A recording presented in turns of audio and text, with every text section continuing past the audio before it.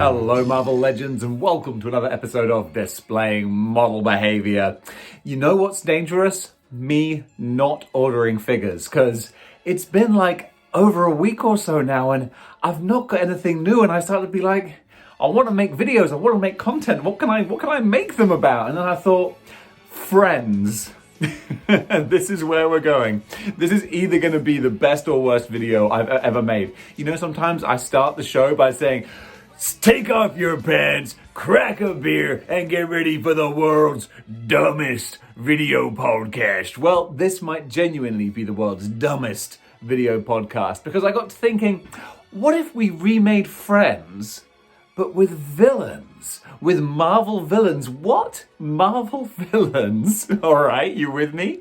Would be the equivalent to the cast of Friends if only Marvel Legends made a couch that I could sit them all on. So, this episode is what Marvel Legends are going to be the cast of Friends. So, Friends is a show that has aged very poorly. If you want some racism, sexism, homophobia, misogyny, oh, it's brilliant. But you can't knock stuff of its era. It was of its time. So let's take a look at the two main characters. Well, I consider the two main characters of Friends. You got Ross and Rachel. Which villains would make for a fun Ross and Rachel pairing? Okay, hear me out here.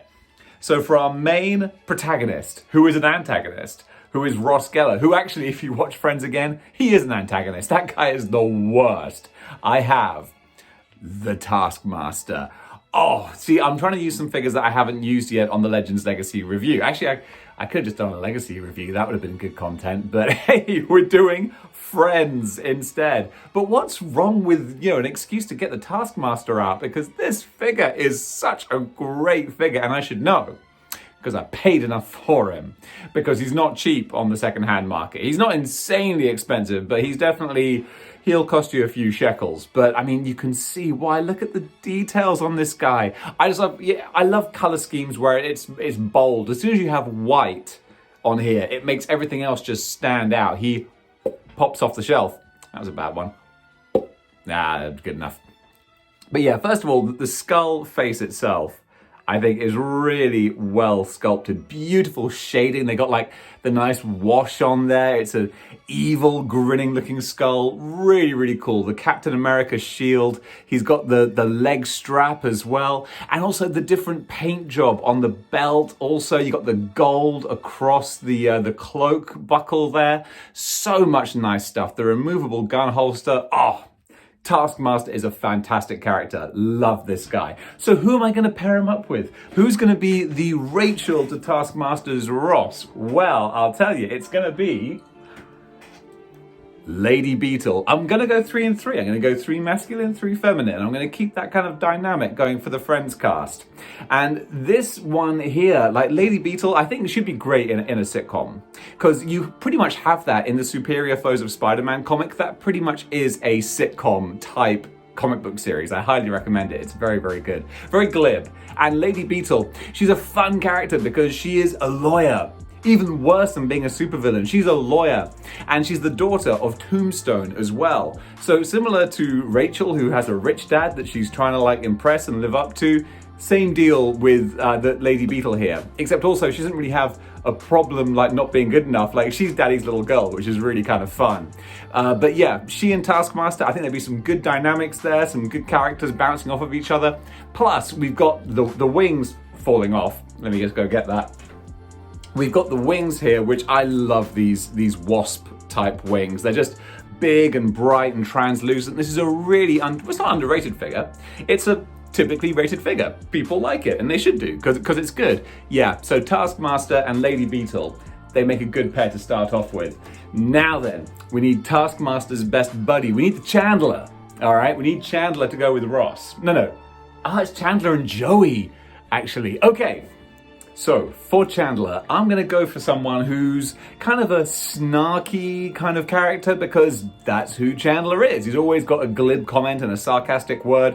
Who better than Black Ant. Now this works pretty well because even in the comics, Black Ant and Taskmaster, those guys are bosom buddies. But of course, you know, the two like best friends are Chandler and Joey. We know this, come on, if you watch Friends, you know the dynamics. So Black Ant, again, any excuse to get Black Ant out because this is just a great figure. I love this. The Pizza Spider-Man, skinny mold, I just love the eyes that have that glowing kind of effect in them. Really, really cool. And the little spindly ant antenna. Just love this guy so much. So this is my Chandler type character. But who is Black Ant gonna end up sort of having as his friend, his compatriot, his pal? This is kind of a fun one. And again, any excuse to bring out the bright pink Living Laser. I love Living Laser.